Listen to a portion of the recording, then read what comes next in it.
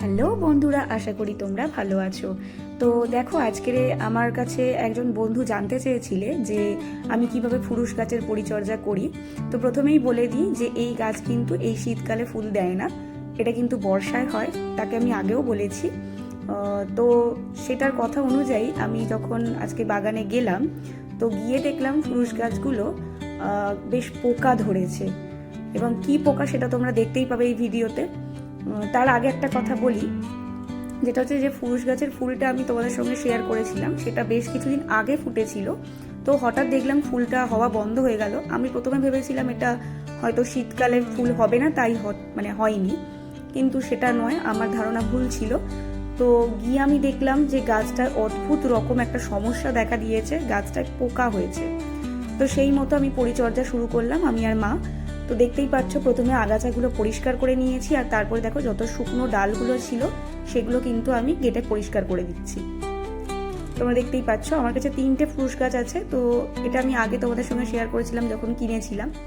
তো তারপরে দেখো এখন এই অবস্থায় আছে। গাছগুলো ফুল হয়েছিল, কিন্তু যেহেতু শীত পড়ছে, তাই এর সিজন শেষ হয়ে যাচ্ছে, তাই ফুলটা আর কিন্তু হচ্ছে না। তো সেই মতন আমরা সেটাকে যত্ন করার চেষ্টা করছি, যাতে আগামী গ্রীষ্মে বা বর্ষার দিকে ভালো মতন আমরা ফুল পাই। তো সেই মতো যখন আজকের বাগানে গেলাম, গিয়ে দেখছি গাছের যে পাতায় অদ্ভুত পোকা হয়েছে। যে পোকাগুলো দেখো আমি দেখিয়েছি, আশা করি অনেকেরই গাছে এরকম পোকা এই সময় হচ্ছে। এই দেখো, এটাকে সম্ভবত জাব পোকা বলা হয়।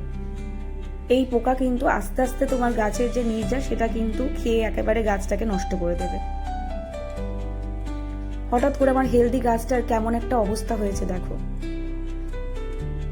তো প্রথমেই সেই বন্ধুকে আমি ধন্যবাদ জানাবো যে আমার কাছে ফুরুষ গাছের যত্ন দেখতে চেয়েছিলে, কারণ সে যদি না বলতো হয়তো আমি গিয়ে ফুরুষ গাছটা দেখতামও না। তো তোমাকে অনেক ধন্যবাদ। তারপরে দেখো, এই পোকাগুলোকে আমরা হলুদ জল দিয়ে প্রথমে ধুয়ে দিচ্ছি। দেখো পাতাগুলো রোগড়ে রোগড়ে, এতে খানিকটা পোকা কিন্তু মরে যাবে। আর এরপরে আমি কি করলাম সেটা আমার সেকেন্ড পার্টে তোমরা দেখতে পাবে।